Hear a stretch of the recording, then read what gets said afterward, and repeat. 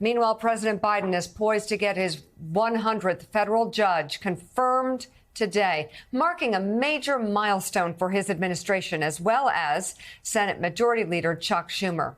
Let's bring in NBC News senior political reporter Sahil Kapoor live on Capitol Hill. Sahil, where do you want to begin? I mean, House Republicans seem to be deadlocking getting anything done.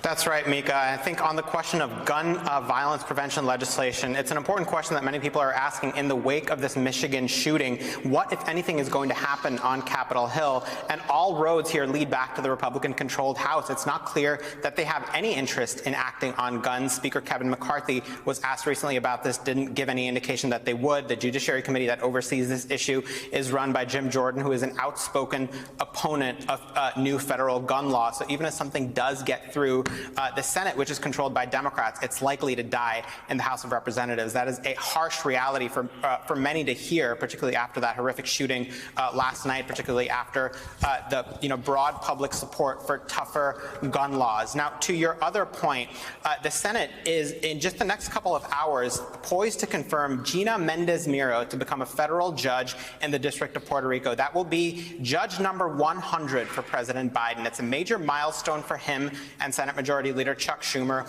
who have made this a priority. This is the breakdown on the screen. 69 district court judges with this new confirmation, 30 circuit court judges, 1 Supreme Court justice, which is, of course, Ketanji Brown Jackson. One person who's particularly excited about this is Ron Klain, the recently departed White House chief of staff, who had a major hand in this judicial project. Let's put up what he told me on the screen. He said these 100 judges are having a major impact on the judiciary.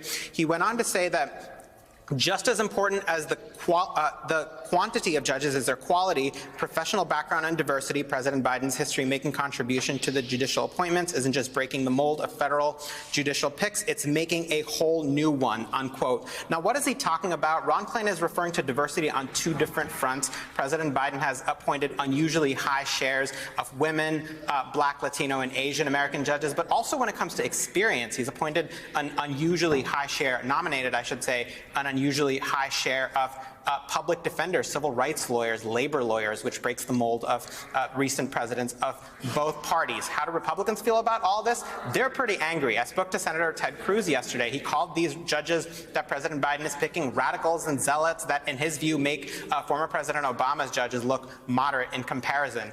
Other Republican senators I spoke to have grudging respect for the efficiency with which Democrats have been able to move these judges. Among them is Josh Hawley, who sits on the Judiciary Committee. Hawley says, quote, the Democrats on the Judiciary Committee, you got to give them credit. Not a single one of them has broken with this administration on a single judge. He goes on to say that Schumer and Dick Durbin, the Senate Judiciary Chairman, have done this to great effect. They have made the conveyor belt on judges move. And of course, I lament that. Now, right now, President Biden is outpacing former President Trump when it comes to judges. Trump, remember, appointed 234 judges to the judiciary. One of the most important things he did in his 4 years. Currently, President Biden is outpacing that. I recently sat down with Chuck Schumer in his Capitol Leadership Office. I interviewed him, asked him, do you expect to beat Trump's 234 judges number by the end of these 4 years? Schumer was emphatic. Yes, he said.